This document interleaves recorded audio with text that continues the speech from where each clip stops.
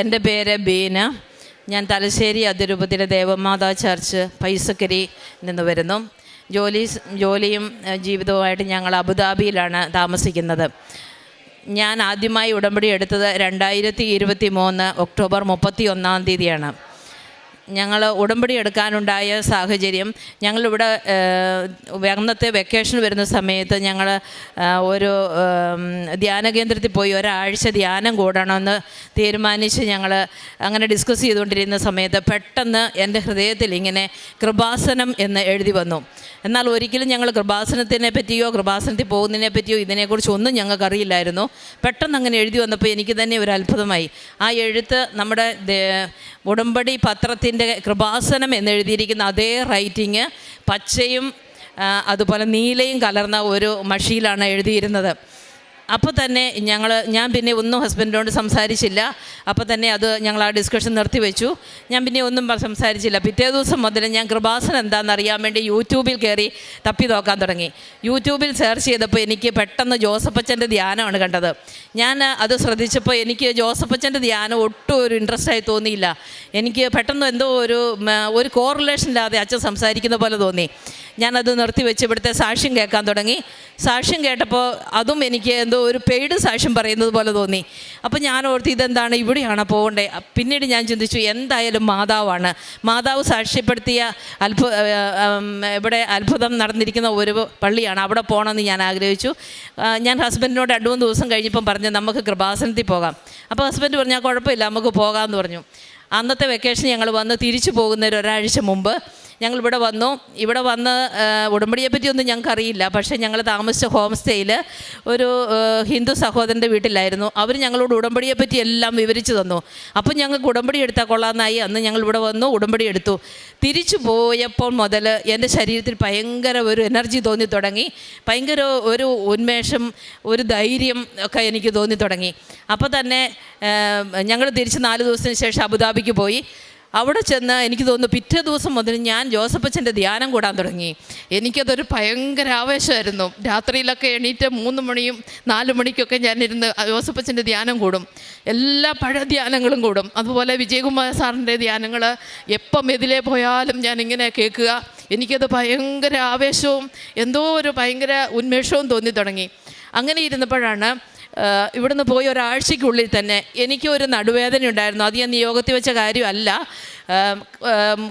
വെക്കാതിരുന്നത് ഞാൻ മറന്നുപോയത് കൊണ്ടാണോ എന്നാണെന്ന് എനിക്കറിയില്ല. ഞാൻ ബെൽറ്റ് കെട്ടി 15 വർഷമായിട്ട് എനിക്ക് നടുവേദനയുള്ള രോഗിയാണ്. എൻ്റെ സിയാറ്റി കംപ്രഷൻ ഉള്ളത് കൊണ്ട് എൻ്റെ കാലിൻ്റെ ഉപ്പൂറ്റിയും വിരളും ഒക്കെ എപ്പോഴും മരപ്പും വേദനയും ഒക്കെയാണ്. നടുവുകൊണ്ട് എനിക്കൊന്നും ചെയ്യാൻ മേല. യാത്ര ചെയ്യുമ്പോൾ ബുദ്ധിമുട്ട്. എല്ലാ കാര്യങ്ങളിലും എനിക്ക് ബെൽറ്റ് കെട്ടണം. ജോലിക്ക് പോകുമ്പം ബെൽറ്റ് കെട്ടണം. അങ്ങനെയാണ് ഞാൻ ഒരു 15 വർഷമായിട്ട് ജീവിച്ചുകൊണ്ടിരുന്നത്. ഒരു കുന്നുമലയുള്ള സ്ഥലങ്ങളൊന്നും എനിക്ക് കയറാൻ പറ്റില്ല.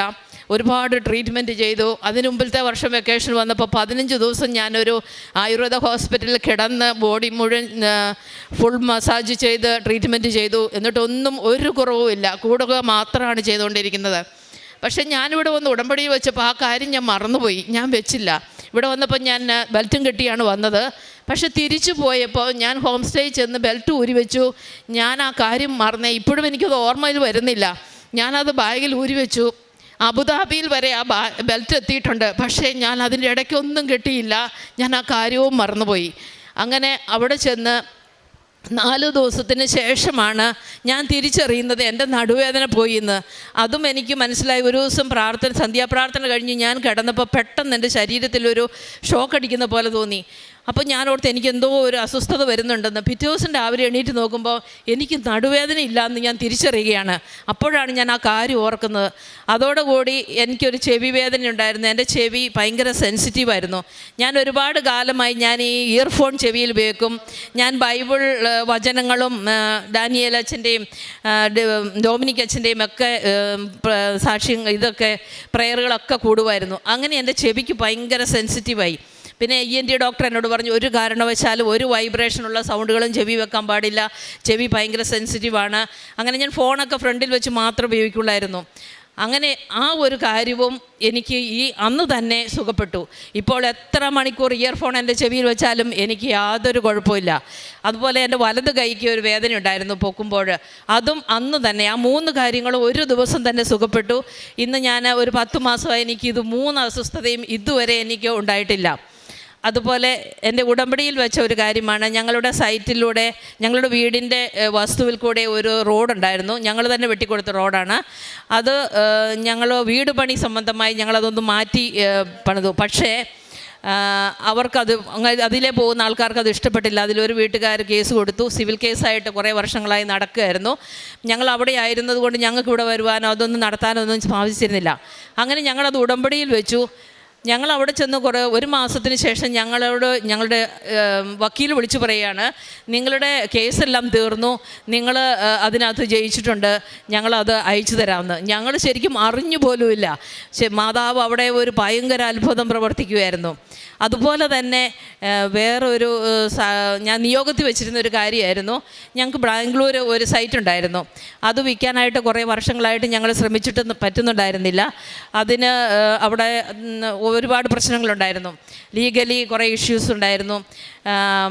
അങ്ങനെ വന്നു കഴിഞ്ഞപ്പോഴാണ് അതൊരു കേസിൽപ്പെട്ട സ്ഥലമാണെന്ന് ഞങ്ങൾ പിന്നീടാണ് അറിയുന്നത്. അത് ഈ ഉടമ്പടി എടുത്തതിന് ശേഷമാണ് ഞങ്ങൾ അറിയുന്നത്. പക്ഷേ ഞങ്ങൾക്ക് ഒട്ടും പേടി തോന്നിയില്ല, ഒരു ശകലം പോലും പേടില്ല. മാതാവ് അതൊരു സാക്ഷ്യമാക്കാനാണ് ആഗ്രഹിക്കുന്നതെന്ന് ഞാൻ കൂടെ എൻ്റെ ഹസ്ബൻഡിനോട് പറയുമായിരുന്നു. അങ്ങനെ ഇരുന്നപ്പോൾ ഒരു ദിവസം ഞാൻ ജവമാല ചൊല്ലിക്കൊണ്ടിരുന്നപ്പോൾ പെട്ടെന്ന് എൻ്റെ മനസ്സിലിങ്ങനെ പറയുകയാണ്, ആരോ എന്നോട് പറഞ്ഞു തരുന്ന പോലെ 104 സൈറ്റ് നമ്പർ 2500 സ്ക്വയർ ഫീറ്റ് റുപ്പീസിന് ഓഗസ്റ്റ് മാസത്തിൽ രജിസ്ട്രേഷൻ നടക്കുന്നു. ഞാനത് പെട്ടെന്ന് എൻ്റെ ഡയറിയിൽ എഴുതി വെച്ചു. അതൊരു മെയ് മാസത്തിലാണ് എനിക്കിങ്ങനെ എന്നോട് പറയുന്ന പോലെ എനിക്ക് തോന്നുന്നത്. ഞാൻ ഹസ്ബൻഡിനോടൊന്നും പറഞ്ഞില്ല. പക്ഷേ ജൂലൈ അവസാനമായപ്പോൾ അവിടുന്ന് ഞങ്ങൾക്ക് അവിടെ അടുത്ത് താമസിക്കുന്ന ഒരു മനുഷ്യൻ വിളിച്ച് പറയുകയാണ്, നിങ്ങളുടെ ഈ സൈറ്റ് വിൽക്കുന്നുണ്ടോ, എത്രയാണ് റേറ്റ് വേണ്ടത് എന്നൊക്കെ. അപ്പോൾ ഞാൻ ഹസ്ബൻഡിനോട് പറഞ്ഞു 2500 എന്ന് പറയണം. അതാണ് എനിക്ക് മാതാവ് പറഞ്ഞ പെട്ടെന്ന് എനിക്ക് ഓർമ്മ വന്നു. ഞാനത് അങ്ങനെ തന്നെ പറഞ്ഞു. അങ്ങനെ അപ്പോൾ അവർ പറഞ്ഞു, ഒരു കുഴപ്പമില്ല, നമുക്ക് രജിസ്ട്രേഷൻ ചെയ്യാമല്ലോ, ഓഗസ്റ്റ് രജിസ്ട്രേഷൻ ചെയ്യാമല്ലോ എന്ന് പറഞ്ഞു. അങ്ങനെ ഓഗസ്റ്റ് മാസം 17-ാം തീയതി രജിസ്ട്രേഷനും നടന്നു. ഈ സെയിം റേറ്റിൽ മാതാവ് പറഞ്ഞ പോലെ തന്നെ അത് നടന്നു. അതുപോലെ തന്നെ ആ രജിസ്ട്രേഷൻ, മദർ ഡീഡ്സ്, അങ്ങനെ ഒരു കാര്യങ്ങളും ആ സ്ഥലത്തിൻ്റെ ഉണ്ടായിരുന്നില്ല. അതൊക്കെ ഞങ്ങളുടെ നിന്ന് നഷ്ടപ്പെട്ടു പോയിരുന്നു. ഇതൊന്നും കൂടാതെ ഈ രജിസ്ട്രേഷൻ സ്വീകരിച്ച ആൾ ഇതൊന്നും കൂടാതെ അതൊരു സ്വീകരിക്കുകയും ചെയ്തു. അതുപോലെ തന്നെ പിന്നീട് രജിസ്ട്രേഷൻ ചെയ്ത് വീട്ടിൽ ഞങ്ങൾ വരുമ്പോഴാണ് അവിടുന്ന് ഞങ്ങളോട് വ്യക്തികൾ ഫോൺ വിളിച്ച് പറയുന്നത്, നിങ്ങളുടെ സൈറ്റിൽ കൂടെ ഒരു 6 ലൈൻ പാത പോകുന്നുണ്ട്, അതിനുവേണ്ടി സ്ഥലം അളന്നു പോയതാണ്. അവരത് ഞങ്ങളോട് പറഞ്ഞിരുന്നു. ഞങ്ങൾ അബുദാബിയിലായിരുന്നുകൊണ്ട് ഈ കാര്യങ്ങളൊന്നും ഞങ്ങൾക്കറിയില്ലായിരുന്നു. അതുകൊണ്ട് നിങ്ങളിപ്പം വിറ്റത് നന്നായി, അല്ലെങ്കിൽ ഇനി ഇത് ആരും മേടിക്കില്ലായിരുന്നു എന്ന്. അപ്പോഴാണ് ഞാൻ ആ മാതാവിൻ്റെ ആ പ്രത്യേക സാന്നിധ്യം എനിക്ക് മനസ്സിലായത്. അതുപോലെ തന്നെ ഞങ്ങളുടെ ജീവിതത്തിൽ ഒരുപാട് കാര്യങ്ങൾ പിന്നീട് സംഭവിച്ചിട്ടുണ്ട്. ഞാൻ നിയോഗത്തിൽ വെക്കാത്തതാണ് എൻ്റെ ജീവിതത്തിൽ കൂടുതൽ സംഭവിച്ചത്. എനിക്ക് തോന്നുന്നു എൻ്റെ ഹസ്ബൻഡ് കൂടെ വർക്ക് ചെയ്യുന്ന ഒരു നേഴ്സ്, അവളുടെ ഡെലിവറി കഴിഞ്ഞ് സിസേറിയനായിരുന്നു. 2 മാസത്തിന് ശേഷം അവൾക്ക് ഒരു തൈറോയിഡ് ട്യൂമറുണ്ടായി. പെട്ടെന്ന് അവർ പോയി ട്രീറ്റ്മെൻറ്റിന് വേണ്ടി പോയി ഡോക്ടറിനെ കണ്ടു. അപ്പോൾ ഡോക്ടർ പറയുകയാണ് FNAC ചെയ്യണം. FNAC ചെയ്ത് ടെസ്റ്റ് റിപ്പോർട്ട് വന്നപ്പോൾ അത് തൈറോയിഡ് ക്യാൻസർ 30% എന്നാണ് കാണിച്ചത്. അവൾ ഞങ്ങളുടെ ഫ്ലാറ്റിൽ തന്നെ താമസിക്കുന്നവളാണ്. അപ്പോൾ ഞാൻ ഈ ഉടമ്പടി പത്രം ഞങ്ങളുടെ ഹോസ്പിറ്റലിൽ എല്ലാവർക്കും മാത്രമാണ് കൊടുത്തിരുന്നത്. പ്രത്യേകമായി പ്രാർത്ഥിച്ച് ഞാൻ ഇവിടുത്തെ കാര്യങ്ങളെല്ലാം പറഞ്ഞ് ആയിരുന്നു ഞാൻ എല്ലാവർക്കും കൊടുത്തിരുന്നത്. അപ്പോൾ ഞാൻ ഇവക്കും കൊടുത്തിട്ടുണ്ടായിരുന്നു. അപ്പോൾ ഇവള് പെട്ടെന്ന് എന്നെ ഓർത്തു ഞാൻ ഉടമ്പടി എടുത്തിട്ടുണ്ടല്ലോ, ഉടമ്പടി തൈലം പുരട്ടി പ്രാർത്ഥിച്ചാൽ സുഖപ്പെടുമെന്ന് വിചാരിച്ച് ഇവള് എന്നെ ഒരു ദിവസം വിളിച്ചിട്ട് ചോദിക്കുകയാണ്, ചേച്ചി എനിക്ക് വേണ്ടി ഒന്ന് പ്രാർത്ഥിക്കുവോ, ഉടമ്പടി തൈലം പുരട്ടി ഒന്ന് പ്രാർത്ഥിക്കുവോ, എനിക്കിങ്ങനെ ഒരു അസുഖമാണെന്ന്. ഞാൻ പറഞ്ഞു, നീ ഒരു കാര്യം ചെയ്യ്, എൻ്റെ വീട്ടിലോട്ട് വാ.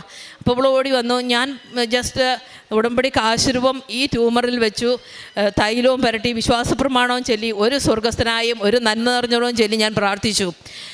അവൾ തിരിച്ചും പോയി. പിറ്റേ ദിവസം ചൊവ്വാഴ്ചയാണ്.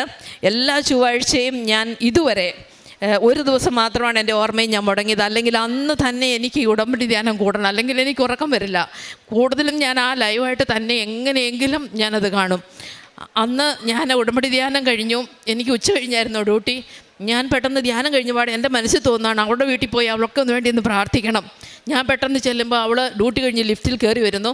ഞാൻ അവളോട് പറഞ്ഞു, എടി ഞാൻ പ്രാർത്ഥിക്കാൻ വന്നതാണ്.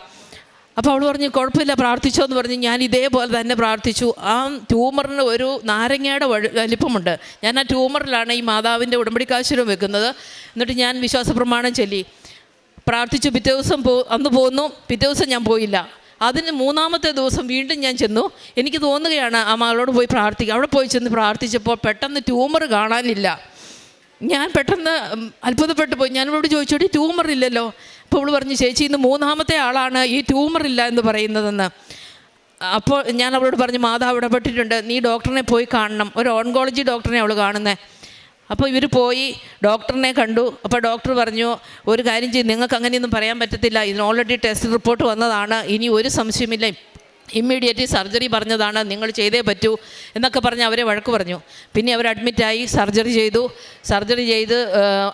ഓപ്പൺ ചെയ്ത് കഴിഞ്ഞപ്പോഴാണ് അറിയുന്നത് ട്യൂമർ ഇല്ല, ഒരു ചെറിയ നോഡ് മാത്രമാണുള്ളത്. പക്ഷേ ഡോക്ടർ പറഞ്ഞു, ഇത് ഇത്രയും നമുക്ക് റിപ്പോർട്ട് കിട്ടിയ സ്ഥിതിക്ക് പകുതി റിമൂവ് ചെയ്യണം. അങ്ങനെ ഹാഫ് തൈറോയ്ഡ് റിമൂവ് ചെയ്തു, ബയോപ്സിക്ക് വിട്ടു. റിപ്പോർട്ട് വന്നിരിക്കുകയാണ് തൈറോയ്ഡൈറ്റിസ് എന്ന് മാത്രം. ആ 2 റിപ്പോർട്ടും എൻ്റെ ഫോണിൽ ഇപ്പോഴും ഉണ്ട്. ഇപ്പോൾ അവർക്ക് യാതൊരു കുഴപ്പവുമില്ല, സുഖമായിട്ടിരിക്കുന്നു. അതുപോലെ തന്നെ ഒരുപാട് അനുഭവങ്ങൾ. ഞങ്ങളൊരു പ്രാവശ്യം ഒരു മരുഭൂമി യാത്രയ്ക്ക് പോയി, വഴിതെറ്റിപ്പോയി. അപ്പോൾ ഞങ്ങളുടെ ഗ്രൂപ്പിൽ കുറേ പേരുണ്ടായിരുന്നു. അവർ ഞങ്ങളുടെ മുമ്പേ പോയിരുന്നു. ഞങ്ങൾക്ക് അവരുടെ ഫോളോ ചെയ്യാൻ പറ്റിയില്ല. അപ്പോൾ എൻ്റെ കയ്യിൽ ഉടമ്പടി കാശുരവും എൻ്റെ കയ്യിലുണ്ട്. ഞങ്ങൾ ജൗമാല ജലി തന്നെയാണ് പോകുന്നത് ഞങ്ങളുടെ കുടുംബം. ഒരു 2-2.5 കിലോമീറ്ററോളം ഞങ്ങൾ ഇവരെ സെർച്ച് ചെയ്തിട്ട് ഞങ്ങൾക്ക് മനസ്സിലാകുന്നില്ല. രാത്രിയായി. അവിടെ രാത്രിയാകുമ്പോൾ ഫുൾ ഇരുട്ടാണ്, ലൈറ്റൊന്നുമില്ല മരുഭൂമിയിൽ. അവിടെ ഒരു ലേക്കുണ്ട്, അവിടെയാണ് സാധാരണ പോകുന്നത്. അവിടെ ഒരു ടെൻ്റൊക്കെ കെട്ടി ഒരു ദിവസം നൈറ്റ് സ്റ്റേക്ക് പോകുന്നതാണ്. അപ്പോൾ ഞങ്ങളുടെ ഫ്രണ്ട്സൊക്കെ നേരത്തെ പോയി, ഞങ്ങൾക്ക് എന്ത് ചെയ്യണമെന്ന് അറിയില്ല, ഇവരെ വിട്ട് കണ്ടും കിട്ടുന്നില്ല. അപ്പോൾ ഞങ്ങളിങ്ങനെ പ്രാർത്ഥന ചൊല്ലിപ്പോയി. ഒരിടത്ത് ഒരു വണ്ടി പാർക്കിങ്ങിൻ്റെ ഒരു പ്ലേസ് കണ്ടു. ആ പ്ലേസിൽ ഞങ്ങൾ വണ്ടി ഇട്ടു. ഇവരെ ഫോൺ വിളിച്ചപ്പോൾ അവർ അവിടെ തന്നെയാണ് നിൽക്കുന്നത്. അവരങ്ങോട്ട് വന്നിരിക്കുകയാണ്. നോക്കുമ്പം അവരുടെ വണ്ടിയാണ് ഞങ്ങളുടെ വണ്ടിയുടെ നെക്സ്റ്റ് കിടക്കുന്നത്. ഞങ്ങൾക്ക് അത്ഭുതമായി പോയി. ഒരു 2.5 കിലോമീറ്റർ ഞങ്ങൾ ഇവരെ സെർച്ച് ചെയ്തിട്ട് ഞങ്ങൾ ഇവരുടെ വണ്ടിയുടെ അടുത്ത് ഞങ്ങൾക്ക് വേണ്ടി മാതാവ് ഒരു സ്ഥലം കണ്ടുപിടിച്ച് വെച്ച പോലെ ഞങ്ങൾക്ക് അനുഭവപ്പെട്ടു. അതുപോലെ ഒരു പാൽസ് എക്സാം, അതായത് ഒരു പീഡിയാട്രിക് ലൈസൻസിങ് എക്സാമാണ് നേഴ്സിങ്ങിൻ്റെ. അത് എനിക്ക് പീഡിയാട്രിക് എക്സ്പീരിയൻസ് അല്ല. ഞാനൊരു 25 വർഷമായിട്ട് അഡൽട്ട് നേഴ്സായിട്ട് വർക്ക് ചെയ്യുകയാണ്. പക്ഷേ ഞങ്ങളുടെ ഹോസ്പിറ്റലിൽ നിന്ന് ഒരു പീഡിയാട്രിക് ഡോക്ടർ ഞങ്ങളുടെ ഡിപ്പാർട്ട്മെൻറ്റിൽ ജോയിൻ ചെയ്തു. അപ്പോൾ ഒരു നേഴ്സിന് പീഡിയാട്രിക് ലൈസൻസ് വേണം. അങ്ങനെ വന്നപ്പം അവിടുത്തെ DOH എൻ്റെ ഫയലാണ് എടുത്തുകൊണ്ട് പോയത്. പിന്നെ എന്നോട് ഈ ലൈസൻസ് പരീക്ഷ എഴുതണമെന്ന് പറഞ്ഞു. എനിക്ക് യാതൊരു എക്സ്പീരിയൻസും ഇല്ല. ആദ്യമൊന്നും ഞാൻ സമ്മതിച്ചില്ല. വീണ്ടും ഞാൻ ഓർത്തു, ഞാൻ എന്തായാലും ഉടമ്പടി എടുത്തിരിക്കുന്നതാണ്, ഞാൻ എന്തിനാണ് പേടിക്കുന്നത്, ഞാൻ പരീക്ഷ എഴുതാൻ പോകാമെന്ന് വിചാരിച്ച് ഞാൻ പരീക്ഷയ്ക്ക് പോയി. 2 ദിവസത്തെ ക്ലാസ്സാണ്. അന്ന് വൈകുന്നേരമാണ് എക്സാം എഴുതാൻ വേണ്ടി ചെല്ലുമ്പോഴാണ് ഞാൻ അറിയുന്നത്, ഞങ്ങൾക്ക് ബുക്ക് എന്ന് പറഞ്ഞ സംഭവം നമുക്ക് ഇമെയിലിൽ വരും. എനിക്ക് ആ സാധനം വന്നിട്ടില്ല. അപ്പോഴത്തേന് ഇവരെന്നെ വഴക്ക് പറഞ്ഞു, എക്സാം എഴുതാൻ പറ്റത്തില്ല, തിരിച്ചു പോകണം. അപ്പോൾ അതിനൊരു നല്ല ചിലവുള്ള ഒരു ഇതാണ്. അവിടുത്തെ ഒരു 3000 ദിർഹംസ് ആണ് ഇതിൻ്റെ ഫീസ്. അതൊക്കെ നമുക്ക് ഹോസ്പിറ്റലുകാർ തന്നെ പേ ചെയ്യുന്നതാണ്. അപ്പോൾ ഞാനങ്ങനെ മിസ് ചെയ്തിട്ടുണ്ടെങ്കിൽ അതൊരു വലിയ ഫൈനൊക്കെ ഉണ്ടാവും. അങ്ങനെ വന്നു. അപ്പോൾ തന്നെ ഞാൻ ധൈര്യമായിട്ട്, എനിക്ക് നല്ല ധൈര്യം തോന്നി. ഞാൻ മാതാവിൻ്റെ കാശുരവും കയ്യിലെടുത്തിട്ട് ഞാൻ പറഞ്ഞു, മാതാവേ, ഞാൻ മാതാവുമായിട്ട് ഉടമ്പടിയിലാണ്, ഇതെന്താ സംഭവിക്കുന്നതെന്ന് എനിക്കറിയില്ല, എനിക്ക് പരീക്ഷ എഴുതാൻ പാസ്സാകുമെന്നും ഉറപ്പൊന്നുമില്ല, പക്ഷേ എനിക്ക് മാതാവിൽ ഉറപ്പുണ്ട് എന്നും പറഞ്ഞ് ഞാനൊരു വിശ്വാസ പ്രമാണം ചൊല്ലി. അപ്പോൾ എനിക്ക് പരീക്ഷ എഴുതുന്ന ആ മനുഷ്യൻ എന്നെ നല്ലോണം വഴക്ക് പറയുന്നുണ്ട്. പിറ്റേ ദിവസമാണ് എനിക്ക് എക്സാം. നീ ഒരു പ്രിപ്പറേഷനും ഇല്ലാതെ വന്നിരിക്കുന്നു, ബുക്കില്ല എന്നൊക്കെ പറഞ്ഞ്. അത് കഴിഞ്ഞ് ഞാൻ വിശ്വാസ പ്രമാണം ചൊല്ലി കഴിഞ്ഞപ്പോഴത്തേന് ഈ മനുഷ്യനോട് പറഞ്ഞു, ഞാൻ മാനേജറിനോട് ചോദിക്കട്ടെ എന്ന് പറഞ്ഞ് തിരിച്ചുപോയി. അപ്പം തന്നെ എൻ്റെ കൂടെ ഉണ്ടായിരുന്ന ഒരു കൊളീഗ്, ഞാൻ അറിയുന്നതല്ല, ആ വ്യക്തി എന്നോട് പറഞ്ഞു, ചേച്ചി എന്തിനാ ഭയപ്പെടുന്നത്, ഞങ്ങൾ തരാമല്ലോ ക്വസ്റ്റ്യൻ പേപ്പറൊക്കെ, ചേച്ചി ധൈര്യമായിട്ട് പറ, എൻ്റെ റിസ്കിൽ ഞാൻ എക്സാം എഴുതിക്കോളാം. ഞാൻ അപ്പോൾ തന്നെ ആ മനുഷ്യനോട് പറഞ്ഞു, എൻ്റെ റിസ്കിൽ ഞാൻ എക്സാം എഴുതിക്കോളാം, തോറ്റുപോയി എനിക്ക് കുഴപ്പമൊന്നുമില്ല എന്ന് ഞാൻ പറഞ്ഞു. പക്ഷേ ആ എക്സാമിന് എനിക്ക് 91% മാർക്ക് വന്ന് പരിശുദ്ധി അമ്മ എന്നെ അനുഗ്രഹിച്ചു. അങ്ങനെ അമ്മയുടെ നിരവധിയായ അനുഗ്രഹങ്ങൾ എത്രയാണെന്ന് എനിക്ക് ഞാൻ പറഞ്ഞാൽ മനസ്സിലാകില്ല. ഒരു ആദി എന്ന മകന് ഒരു 9 വയസ്സുകാരൻ ഞങ്ങളുടെ ഹോസ്പിറ്റലിൽ അഡ്മിറ്റായി. അവന് ഭയങ്കര ഇൻഡസ്റ്റൈൻ ഒബ്സ്ട്രക്ഷൻ ആയിരുന്നു, ഭയങ്കര ഛർദിയും. 9 ദിവസമായി അഡ്മിറ്റായി, ഒരു ഭക്ഷണം പോലും കഴിക്കാൻ മേലാതെ ആ കൊച്ചു കഷ്ടപ്പെടുമായിരുന്നു. അപ്പോൾ ഒരു ദിവസം അവരെന്നെ ഇങ്ങനെ വിളിച്ചു, ചേച്ചി ഇവിടെ ജോലി ചെയ്യുന്നു? ഞാൻ പറഞ്ഞു, ഞങ്ങളുടെ ഹോസ്പിറ്റലിൽ അവർ അഡ്മിറ്റായത്, ഞാൻ ഇന്നെ എടുത്താമെന്ന് പറഞ്ഞു. അവരൊരു മുസ്ലിം സഹോദരനായിരുന്നു. ഞാൻ എൻ്റെ ഉടമ്പടി തൈലവും കാശുരവും എടുത്ത് ഞാൻ പോയി. ഞാൻ ഈ കൊച്ചിൻ്റെ തലയിൽ വെച്ച് കാശുരവും വെച്ച് പ്രാർത്ഥിച്ചു. ഒരു നുള്ള് ഉപ്പ് അവൻ്റെ വായിലിട്ടു, ഈ ഉടമ്പടി തൈലം നെറ്റിയിൽ വെച്ചു. ആ കൊച്ച് അപ്പം തന്നെ ചിരിച്ചുകൊണ്ട് എന്നോട് പറയുക, നല്ല ഉപ്പ് എന്ന് ഇവൻ എന്നോട് പറഞ്ഞു. അത് കഴിഞ്ഞ് ഞാൻ പറഞ്ഞു, കുഴപ്പമൊന്നുമില്ല, കൊച്ചു സുഖമായിക്കോളൂ എന്ന് പറഞ്ഞു. പിറ്റേ ദിവസം എനിക്ക് പേടിയായിരുന്നു അവിടെ പോകാൻ, കാരണം അവരൊത്തിരി പേർ അവിടെ ഉണ്ട്, നാട്ടിൽ നിന്നൊക്കെ ആൾക്കാർ വന്നിട്ടുണ്ട് എല്ലാവരും. അപ്പം ഞാൻ അമ്മയോട് പ്രാർത്ഥിച്ചിട്ടാണ് പോയത്. അമ്മയെ നീ ആഗ്രഹിക്കുന്നുണ്ടെങ്കിൽ എനിക്ക് എന്തെങ്കിലും ഒരു അടയാളം കാണിച്ചു തരണേന്ന് ഞാൻ പ്രാർത്ഥിച്ചുകൊണ്ട് പോയി. അവിടെ ചെന്ന് കഴിഞ്ഞപ്പം ഞങ്ങളുടെ മെഡിക്കൽ ഡയറക്ടർ തന്നെയാണ് ആ കൊച്ചിനെ നോക്കിക്കൊണ്ടിരുന്ന ഡോക്ടർ. ആ ഡോക്ടർ പെട്ടെന്ന് പെട്ടെന്ന് വരികയാണ്. പിറ്റേ ദിവസം ഞാൻ ചെല്ലുമ്പം ആ ഡോക്ടർ പറയുകയാണ്, കൊച്ചിനിപ്പോൾ ഒരു കുഴപ്പമില്ല, അവൻ്റെ എല്ലാം ശരിയായിട്ടുണ്ട്, അവനെ ഇന്ന് നമുക്ക് 2 വാർഡിലോട്ട് മാറ്റാം. അവൻ ICUലായിരുന്നു, വാർഡിലോട്ട് മാറ്റാം, 2-3 ദിവസത്തിന് ശേഷം ഡിസ്ചാർജ് ചെയ്യാമെന്ന്. എനിക്ക് പെട്ടെന്ന് അത്ഭുതമായിപ്പോയി. അപ്പോഴാണ് ഞാൻ അറിയുന്നത്, ഞാനത് പ്രാർത്ഥിച്ചു പോയതിന് ശേഷം ആ കൊച്ചിന് അന്ന് 9 ദിവസമായിട്ട് അവൻ നടന്നിട്ട് പോലുമില്ല. അന്ന് രാത്രിയിൽ അവൻ എണീറ്റ് നടന്നു. അവന് വായിക്കൂടെ ഭക്ഷണം കൊടുക്കാൻ പറ്റില്ല, അവന് പാരൻ്റൽ ന്യൂട്രീഷനാണ് കൊടുത്തിരുന്നത്. അതവൻ വലിച്ചു പറിച്ച് കളഞ്ഞു. അന്ന് രാത്രിയിൽ അവൻ എണീറ്റ് നിന്നു. ആദ്യമായിട്ട് അവൻ ബാത്റൂമിൽ പോയി, ടോയ്ലറ്റിൽ പോയി, അല്ലെങ്കിൽ അവന് മോഷൻ പാസ് ചെയ്യത്തില്ലായിരുന്നു. അങ്ങനെ പെട്ടെന്ന് തന്നെ പിറ്റേ ദിവസം അവനെ വാർഡിലോട്ട് ഡിസ്ചാർജായി. 3 ദിവസത്തിന് ശേഷം അവന് ഡിസ്ചാർജായി പോവുകയും ചെയ്തു. അതുപോലെ തന്നെ എനിക്ക് ഈ ഉടമ്പടി, ഞാൻ ഒരുപാട് പേർക്ക് വേണ്ടി പ്രാർത്ഥിക്കും, പക്ഷേ എനിക്ക് ഇപ്പോഴും എൻ്റെ മനസ്സിൻ്റെ ഉള്ളിലൊരു ഉടമ്പടി അനുഭവങ്ങൾ ഉടനടി എന്നുള്ള ഒരു വേർഡ് എൻ്റെ മനസ്സിൽ കിടക്കുമായിരുന്നു. എൻ്റെ ഇത് പെട്ടെന്ന് എങ്ങനെയാണ് സുഖമാകുന്നതെന്ന്. അങ്ങനെ ഇരുന്നപ്പോൾ ഒരു ദിവസം എനിക്ക് പെട്ടെന്നൊരു പനി വന്നു. പനി ഭയങ്കര ശക്തമായി. ഞാൻ ഹോസ്പിറ്റലിൽ നിന്ന് തിരിച്ചു വന്നു, വീട്ടിൽ വന്നു, എനിക്ക് കേൾക്കാൻ പറ്റുന്നില്ല, ഭയങ്കര തലവേദന, മൈഗ്രെയിൻ പോലൊരു തലവേദന, നടുവേദന ഒക്കെ. അപ്പോൾ ഒരു ദിവസമായിട്ട് ഞാനങ്ങനെ ബെഡേലാണ്. പിറ്റേ ദിവസം വൈകുന്നേരമായിട്ടും തലവേദനയും പോകുന്നില്ല, നടുവേദനയും പോകുന്നില്ല, നല്ല പനിയുണ്ട്. ഞാൻ എണീറ്റ് ബെഡേലിരുന്നപ്പോൾ എനിക്ക് പെട്ടെന്ന് എണീക്കാൻ പറ്റുന്നില്ല. അപ്പോൾ എൻ്റെ മനസ്സിൽ തോന്നി, ഉടമ്പടി തൈലം പുരട്ടി നോക്കിയാലോ എന്ന്. ഞാൻ എൻ്റെ മോനോട് പറഞ്ഞു, മോനെ ആ ഉടമ്പടി തൈലം ഒന്ന് എടുത്തുകൊണ്ട് വരും. അവൻ ഓടിച്ചെന്ന് എടുത്തുകൊണ്ട് വന്നു. ഞാൻ ആ കൈവിരൽ കൊണ്ട് നെറ്റിയേൽ ഒന്ന് വരച്ചതേ ഉള്ളൂ. ആ കഠിനമായിട്ടുണ്ടായിരുന്ന തലവേദന ആ നിമിഷം എനിക്ക് പോയി. അതുപോലെ തന്നെ ഞാൻ അപ്പം തന്നെ നടുവിലും വരച്ചു. ആ അപ്പം തന്നെ മരച്ചു പോകുന്ന ഒരു ഫീലിംഗ് എനിക്ക് തോന്നി. അപ്പം തന്നെ ആ നടുവേദനയും പോയി. ആ നടുവേദനയും ആ തലവേദനയും പിന്നീട് എനിക്ക് ഒരിക്കലും ഉണ്ടായിട്ടില്ല. അന്ന് തന്നെ ഞാൻ പൂർണ്ണമായിട്ട് സുഖപ്പെട്ടു. പിന്നീട് എനിക്ക് എന്നെ അസുഖമാണെന്ന് എന്തു പറഞ്ഞാലും എനിക്ക് ആ ഉടമ്പടി തൈലത്തിലും കാശുരത്തിലും ഒക്കെ ഭയങ്കര വിശ്വാസമാണ്. അങ്ങനെ ഞങ്ങളുടെ അവിടെ ഞാൻ പ്രേക്ഷിത പ്രവർത്തനമായിട്ട് ചെയ്തിരുന്ന ഇവിടുന്ന് കൊണ്ടുപോയ ഉടമ്പടി പത്രം ഞാൻ ഞങ്ങളുടെ നാട്ടിലൊന്നും കൊടുത്തില്ല. ഞാനിതെനിക്ക് എന്തോ ഒരു ഭയങ്കരമായിട്ടുള്ള ആദരവായിരുന്നു എനിക്ക് ഈ ഉടമ്പടി പത്രത്തിനോടും ഉടമ്പടി വസ്തുക്കളോടും. ഞാൻ വളരെ പ്രത്യേകമായി അത് പാക്ക് ചെയ്ത് ഞാൻ അബുദാബി കൊണ്ടുപോയി. അവിടെ ചെന്ന് എൻ്റെ ഹോസ്പിറ്റലിലുള്ളവർക്ക് മാത്രം ഞാൻ കൊടുത്തു. ഞാൻ തീരുമാനിച്ചു കൊടുക്കും, അങ്ങനെ ഞാൻ കൊടുക്കുകയുള്ളൂ. ഞാൻ ആദ്യത്തെ ദിവസം കുറച്ച് പേർക്കൊക്കെ കൊടുത്തു, പ്രാർത്ഥിച്ചു കൊടുത്തു. എന്നാലും എനിക്ക് അവിടെ നിന്നും പ്രശ്നങ്ങളൊക്കെ ഉണ്ടായി. എൻ്റെ മാനേജർ വിളിച്ചു പറഞ്ഞു, ഇങ്ങനെ ഇവിടെ കൊടുക്കാൻ പറ്റത്തില്ല. ആ സമയത്ത് നമ്മുടെ ഇസ്രായേലും പാലസ്തീനും ഒക്കെ ആയിട്ടുള്ള യുദ്ധം നടക്കുന്ന സമയമാണ്. അപ്പോൾ ഇതൊക്കെ കൊടുത്തിട്ടുണ്ടെങ്കിൽ മതപരിവർത്തനമാണ്, അങ്ങനെയാണെന്നൊക്കെ പറഞ്ഞ് പ്രശ്നം ഉണ്ടാവും, ചേച്ചിയുടെ ജോലി പോലും പോകാൻ സാധ്യതയുണ്ടെന്നൊക്കെ എൻ്റെ മാനേജർ എന്നോട് പറഞ്ഞു. പക്ഷേ ഞാൻ അപ്പോഴും പറഞ്ഞു, ജോലി പോയാൽ പോട്ടെ, ഞാൻ മാതാവിന് കൊടുത്തിട്ടേ ഉള്ളൂ എന്ന്. അങ്ങനെ ഞാൻ ആ പത്രം മുഴുവൻ അവിടെ കൊടുത്തു. പിന്നീട് ഞാൻ മാതാവിൻ്റെ ഫോട്ടോ ഡൗൺലോഡ് ചെയ്തു, പ്രിൻ്റ് ചെയ്തു. മാതാവിൻ്റെ ഇംഗ്ലീഷിലും മലയാളത്തിലുമുള്ള പ്രത്യക്ഷീകരണ പ്രാർത്ഥന പ്രിൻ്റ് ചെയ്തു. ഞാൻ ഉടമ്പടി പത്രം കൊടുത്ത് എല്ലാവർക്കും വീണ്ടും കൊടുത്തു. ഇടയ്ക്കിടയ്ക്ക് അവരെല്ലാം കാണും. അങ്ങനെ ഒരുപാട് പേർ അവിടുന്ന് ഇവിടെ വന്ന് ഇപ്പോൾ ഉടമ്പടി എടുത്തു. അതുപോലെ തന്നെ ഞാനിവിടുന്ന് തമിഴ് പത്രം അവിടെ ഒന്ന് വരുന്നവരുടെ കയ്യിൽ പറഞ്ഞു വിട്ട് തമിഴ് പത്രം മേടിച്ച് തമിഴ് കമ്മ്യൂണിറ്റിയിൽ അവിടെ എല്ലാം കൊടുക്കും. അതുപോലെ തന്നെ ഞങ്ങൾ അവിടെ ഒരു കൂട്ടായ്മ ഉണ്ടാക്കി, അഖണ്ഡ ജപമാല കൂട്ടായ്മ. ആ അഖണ്ഡ ജപമാല കൂട്ടായ്മ ഉണ്ടാക്കാനും ഒരു കാരണമുണ്ട്. ഒരു ദിവസം ഞാൻ ഉടമ്പടി ധ്യാനം കണ്ടുകൊണ്ടിരിക്കുന്ന സമയത്ത് അതിനകത്ത് പറയാണ്, ഇവിടെ ആരാധന നടത്തിക്കൊണ്ടിരുന്നപ്പോൾ ഒരുപാട് പേർക്ക് പരിശുദ്ധാത്മാവ് ജപമാല ലോകത്തിൻ്റെ എല്ലാ ഭാഗത്തേക്കും കൊത്തിക്കൊണ്ട് പോകുന്ന ഒരു ദർശനം കണ്ടുവെന്ന്. ഞാനിത് കേട്ടപാടെ എൻ്റെ ഹൃദയത്തിലേക്ക് ഒരു കൊന്തയിടുന്ന പോലെ എനിക്ക് തോന്നി.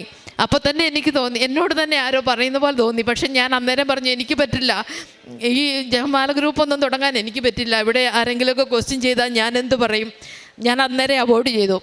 കഴിഞ്ഞ് 2 ദിവസം കഴിഞ്ഞപ്പം ഞാൻ ഈ കൃപാസനം പത്രം കൊടുത്ത ഞങ്ങളുടെ കൂടെ വർക്ക് ചെയ്യുന്ന വേറൊരു ഡിപ്പാർട്ട്മെൻറ്റിൽ വർക്ക് ചെയ്യുന്ന ഒരു മോൾ എന്നോട് വിളിച്ച് പറയാണ്, ചേച്ചി നമുക്കൊരു ഗ്രൂപ്പ് തുടങ്ങിയാലോ, ഇവിടെ ഒരു അഖണ്ഡ ജപമാല ഗ്രൂപ്പ് തുടങ്ങിയാലോ എന്ന് ചോദിച്ചു. ഞാൻ പറഞ്ഞു ഇല്ല, ഞാനില്ല എന്ന് പറഞ്ഞു. ഞാൻ എന്നിട്ട് മിണ്ടിയില്ല. അത് കഴിഞ്ഞ് അവിടുന്ന് ഒരാളിവിടെ ഞങ്ങളുടെ കൂടെ ഉണ്ടായിരുന്ന ഒരു നേഴ്സ് തന്നെ ഇവിടെ ഉടമ്പടി എടുക്കാൻ വന്നു. അവൾ തിരിച്ചു വന്ന് ഒരാഴ്ചയ്ക്കുള്ളിൽ അവൾ ഒരു ദിവസം കുർബാനയിൽ സംബന്ധിച്ചുകൊണ്ടിരുന്നപ്പം അവൾ പറയാണ്, അവളോട് ആരോ പറയുന്നത് പോലെ എന്നോട് വന്ന് പറയണം അഖണ്ഡ ജപമാല ഗ്രൂപ്പ് ഇവിടെ തുടങ്ങണമെന്ന്. ഇത് 3 കേട്ടപ്പോഴത്തേനും എനിക്ക് പിന്നെ കൺട്രോൾ ചെയ്യാൻ പറ്റിയില്ല. ഞാൻ അന്ന് തന്നെ ഗ്രൂപ്പ് തുടങ്ങി.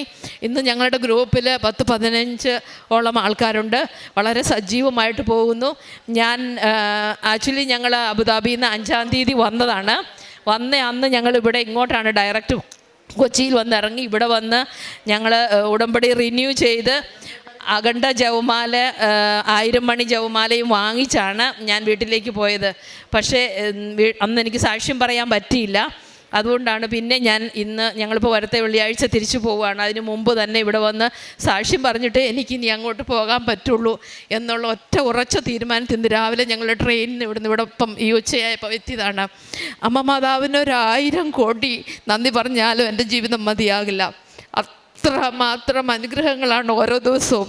എനിക്ക് ഇവിടുന്ന് ഉടമ്പടി എടുത്ത അന്ന് മുതൽ എൻ്റെ അനുഭവം, ആരോ എൻ്റെ കൂടെ എപ്പോഴും ഉണ്ട്. എന്തു പറഞ്ഞാലും എന്ത് ചെയ്താലും എന്നോട് ആരോ സംസാരിക്കുന്നു, അല്ലെങ്കിൽ ആരോ എൻ്റെ കൂടെയുണ്ട് എന്ന ഒരു ചിന്ത എന്നെ എപ്പോഴും ശക്തിപ്പെടുത്തിക്കൊണ്ടിരിക്കും. അതിൽ എൻ്റെ ഹസ്ബൻഡിന് ഇപ്പം ഭയങ്കര വിശ്വാസമാണ്.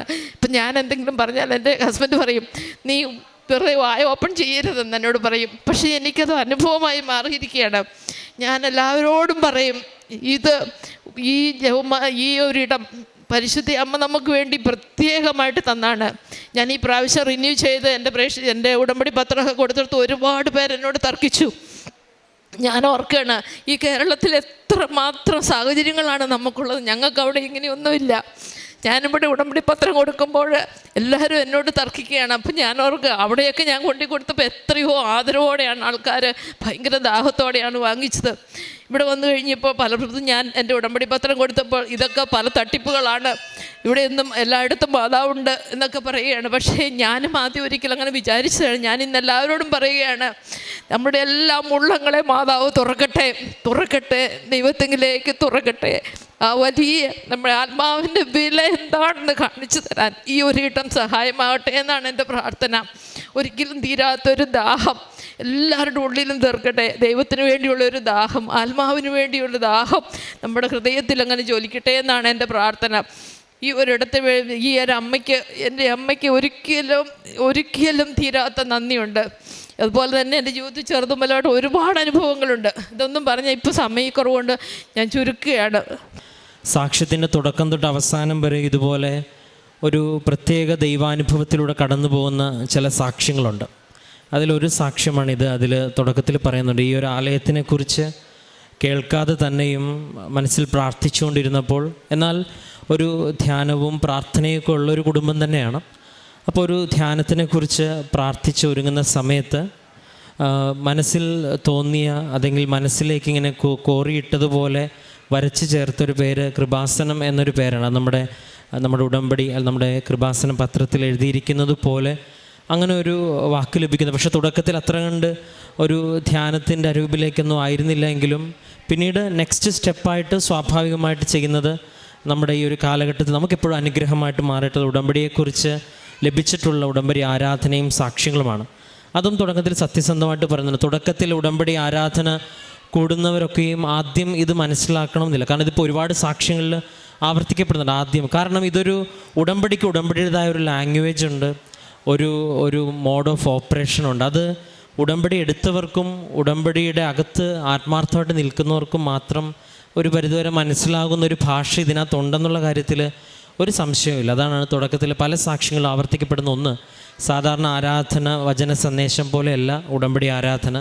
അതിൻ്റെ ഒരു മാനം വേറെയാണ്. അതിൻ്റെ ഒരു മാനം മനസ്സിലാക്കണമെങ്കിൽ ആദ്യം ഉടമ്പടിയെക്കുറിച്ച് അത്യാവശ്യം ഒരു അറിവും, ഉടമ്പടി എടുത്തവരൊക്കെ ആണെങ്കിൽ കുറച്ചും കൂടെ ഒരു മനസ്സിലാവും. അതിനേക്കാളും അപ്പുറം ഒരു പ്രത്യേക ഒരു ആകർഷണം അതിലേക്ക് കൊണ്ടുവരണം. പക്ഷേ ഒരു പ്രാവശ്യം അതിൻ്റെ ഒരു ആത്മാവിനെ മനസ്സിലാക്കിയാൽ, പ്രത്യക്ഷീകരണത്തിൻ്റെ ആത്മാവ് എന്ന് പറയുന്നത്, ഉടമ്പടി ആരാധനയുടെ ആത്മാവ് അതാണ്. ആ ആത്മാവിനെ മനസ്സിലാക്കിയാൽ പിന്നീട് ഏത് സമയത്ത്, ഇപ്പം ഇദ്ദേഹത്തിൻ്റെ സാക്ഷ്യത്തിൽ രാത്രി 3 മണിക്ക് എഴുന്നേറ്റിട്ടും ഞാൻ ആ വചനം കേൾക്കുവാനുള്ളൊരു അവസാനം പറഞ്ഞ ഒരു ദാഹം, നമ്മുടെ 63-ാം സങ്കീർത്തനത്തിൽ പറയുന്നത് പോലെ ഈ ഉണങ്ങി വരേണ്ട ഭൂമി എന്ന പോലെ കർത്താവിന് വേണ്ടി ദാഹിച്ചു എന്ന് പറയുന്ന പോലെ ഒരു ദൈവവചനത്തിന് വേണ്ടി ദാഹമുള്ളവർ ഉടമ്പടി ആരാധനയിൽ ഒരുപാട് സാക്ഷ്യങ്ങൾ ആവർത്തിപ്പെടും. ഇതൊരു ആത്മാവിൻ്റെ വെളിപ്പെടുത്തലാണ്. നിങ്ങൾ ആരാധനകൾ വർഷങ്ങൾ മുമ്പുള്ളതും ഇപ്പോഴും പരിശോധിക്കുമ്പോൾ മനസ്സിലാവും, ഓരോ ആരാധനയുടെ ടോപ്പിക്കുകൾ വേറെയാണ്, അതിൻ്റെ ഒരു വിഷയം വേറെയാണ്. അപ്പോൾ അതിൻ്റെ വലിയൊരു സാധ്യതയെക്കുറിച്ച് എല്ലാ ഉടമ്പടി സാക്ഷ്യങ്ങളിലും ഉണ്ട്, ഈ സാക്ഷ്യത്തിലുണ്ട്. ഏറ്റവും മൂന്നാമത്, ഉടമ്പടിയിലേക്ക് ചേർന്ന് നിന്നതിന് ശേഷം ഉണ്ടായിട്ടുള്ള അനുഭവ വികാസങ്ങൾ. അതിൽ പരിശുദ്ധ അമ്മ ഉടമ്പടി നിയോഗങ്ങൾ തന്നെ നമ്മുടെ ജീവിതത്തിൽ സാന്നിധ്യമാക്കി തരണമെന്ന് നമുക്ക് വാശി പിടിക്കാൻ പറ്റില്ല. പക്ഷേ ഉടമ്പടി എടുത്ത് നമ്മൾ മുന്നോട്ട് പോകുമ്പം, ഉടമ്പടിയിൽ നമ്മുടെ യാത്രയിൽ അവിടെ ഇവിടെയുമായിട്ട് അമ്മ ഈ ഉടമ്പടിയോടൊപ്പം ഉണ്ടെന്ന് നമ്മളെ ബോധ്യപ്പെടുത്തി തരും. അതിന് ഇദ്ദേഹം പറയുന്നത് അങ്ങോട്ട് പോകുന്ന വഴി തന്നെ ഉണ്ടായിട്ടുള്ള വലിയ സൗഖ്യം. അത് പക്ഷേ ഉടമ്പടി നിയോഗമായിരുന്നില്ലെങ്കിലും, ഉടമ്പടിയുടെ ഭാഗമായിട്ട് വെച്ചിട്ടുള്ളതല്ലെങ്കിലും, തുടക്കം തൊട്ട് അവസാനം വരെയും അമ്മ കൂടെ ഉണ്ടെന്ന് ഏറ്റവും അവസാനം പറഞ്ഞ സെൻറ്റൻസ് പറഞ്ഞ പോലെ, ഉടമ്പടി എടുത്തതിന് ശേഷം ആരോ എൻ്റെ കൂടെ സഞ്ചരിക്കുന്നുണ്ട്. I shall come with you wherever you go എന്ന കർത്താവിൻ്റെ വാഗ്ദാനം പരിശുദ്ധ അമ്മയിലൂടെ നിവർത്തിക്കുന്ന ഒരു അത്ഭുതത്തിൻ്റെയും അടയാളത്തിൻ്റെയും ഒരു കൃപാവര പദ്ധതിയാണ് ഉടമ്പടി. അത് ഇതിൻ്റെ ഒരു ആഴവും പരപ്പും വീതിയും നീളവും മനസ്സിലാക്കിയവരൊക്കെയും ഇതിൻ്റെ വലിയ പ്രചാരകരായിട്ട് മാറുന്നുണ്ട്. കാരണം അത്രത്തോളം ഒരു വലിയൊരു പദ്ധതിയായിട്ട് ഇത് മാറുന്നു, അത്രത്തോളം ദൈവാനുഭവങ്ങൾ ഇതിൽ സംഭവിക്കുന്നു, അത്രത്തോളം ദൈവാനുഭവങ്ങൾ സംഭവിക്കാൻ പരിശുദ്ധ അമ്മ തന്നെ ഇതിലിറങ്ങിത്തിരിക്കുന്നു. പിന്നെ ഏറ്റവും അവസാനം നമ്മൾ എന്ത് പഠിക്കണം എന്നുള്ള ചോദ്യത്തിന് ദൈവത്തിന് ഒരു കാര്യം നമ്മളോട് കമ്മ്യൂണിക്കേറ്റ് ചെയ്യാനുണ്ടെങ്കിൽ ദൈവം വ്യത്യസ്തങ്ങളായ മാർഗ്ഗങ്ങൾ, ഇപ്പോൾ ഇദ്ദേഹത്തിൻ്റെ ഒരു സാക്ഷ്യത്തിൻ്റെ പശ്ചാത്തലത്തിൽ ഒരു ഉടമ്പടി കൂട്ടായ്മയെക്കുറിച്ച് പറയുന്നു. അത് രൂപീകരിക്കണമെന്ന് ആഗ്രഹം ഉണ്ടാകുന്നു. പക്ഷേ സാഹചര്യങ്ങളനുസരിച്ച് പിന്നീട് ആകട്ടെ എന്ന് കരുതുന്നു. വീണ്ടും അതിനുള്ള സാഹചര്യങ്ങൾ ഉണ്ടാകുന്നു. വീണ്ടും ഈശോ തന്നെ മറ്റൊരു വ്യക്തിയിലൂടെ ഇങ്ങനെ. അപ്പം ഒരു ഉടമ്പടിയുടെ ഒരു ആത്മീയതയുടെ ഒരു ഭാഷ, ദൈവം എല്ലാവരോടും സംസാരിക്കുന്നത് നമ്മുടെ സുവിശേഷത്തിൽ പറയുന്നുണ്ട്, പൊതു നന്മയ്ക്ക് വേണ്ടി അവൻ ആത്മാവിലൂടെ എല്ലാവരോടും സംസാരിക്കുന്നത്. അപ്പം ഉടമ്പടിയുടെ ഒരു കൂട്ടായ്മ തുടങ്ങുന്നു. ആ കൂട്ടായ്മയിലൂടെ ഒരുപാട് അനുഭവം ഉണ്ടാകുന്നു. ഇത് നമുക്ക് വിശ്വസിക്കുന്നതിനേക്കാളും അപ്പുറം നിൽക്കുന്ന ഒരു പരിശുദ്ധ അമ്മയുടെ ഒരു പ്രത്യേക വഴിയാണ്. അത് ഇതിലൂടെ ആത്മാർത്ഥമായിട്ട് വരുന്നവരൊക്കെയും ഇത് മനസ്സിലാക്കുന്നതിനെ പ്രതിയും, അപ്പോൾ ഓരോ വ്യക്തികളെയും ദൈവം ഇങ്ങനെ ഉയർത്തി ഒരുപാട് പേർക്ക് അനുഗ്രഹമാക്കി മാറ്റുന്നു. ഇപ്പോൾ സ്വന്തം അനുഭവങ്ങളെക്കാളും കൂടുതൽ പറഞ്ഞത് മറ്റുള്ളവർക്ക് വേണ്ടി ഉടമ്പടി വസ്തുക്കൾ ഉപയോഗിച്ചപ്പോൾ ലഭിച്ച അനുഭവങ്ങൾ. എത്രത്തോളം പറഞ്ഞാൽ, ഇപ്പം ഹൃദയത്തിൻ്റെ നിറവിലാണ് അധരം സംസാരിക്കുന്ന പറയുന്നത്, എത്രത്തോളം പറഞ്ഞാൽ തീരാത്തത്ര അനുഭവമുള്ളൊരു വ്യക്തിയാക്കി ഉടമ്പടി എടുത്തൊരു വ്യക്തിയെ ദൈവം മാറ്റുന്നുവെങ്കിൽ ആ ഒരു പ്രാർത്ഥനയെ പ്രതിയും ഏറെ പ്രത്യേകിച്ച് പരിശുദ്ധ അമ്മ ഈ ആലയത്തിൽ പ്രത്യക്ഷപ്പെട്ടത് വ്യക്തമായൊരു പദ്ധതിയോടുകൂടിയാണ്. ആ പദ്ധതി ഉടമ്പടി എടുത്ത് അനേകരിലൂടെ ഇനിയും നിവർത്തമാക്കാൻ സാധിക്കട്ടെ എന്ന് പ്രത്യേകം പ്രാർത്ഥിച്ചുകൊണ്ട് ഈ വ്യക്തിയുടെ സാക്ഷ്യത്തെ പ്രതിയും ലഭിച്ച എല്ലാ അനുഭവങ്ങളെ പ്രതിയും അതിനേക്കാൾ അപ്പുറം വിശ്വാസത്തിൻ്റെ തീക്ഷ്ണതയെ പ്രതിയും നമുക്ക് കരങ്ങളടിച്ച് ദൈവത്തിൻ്റെ നാമം മഹത്വപ്പെടുത്താം. അത്യപൂർവ ദൈവാനുഭവങ്ങൾ ഇനി നിങ്ങൾക്കും സ്വന്തം. ഈ യൂട്യൂബ് ചാനൽ ഇതുവരെ സബ്സ്ക്രൈബ് ചെയ്തിട്ടില്ലെങ്കിൽ ഇപ്പോൾ തന്നെ സബ്സ്ക്രൈബ് ചെയ്യുക. ഈ വീഡിയോ ഇപ്പോൾ തന്നെ നിങ്ങളുടെ സുഹൃത്തുക്കൾക്ക് ഷെയർ ചെയ്തുകൊണ്ട് കർത്താവിൻ്റെ പ്രേക്ഷിതരാകുക.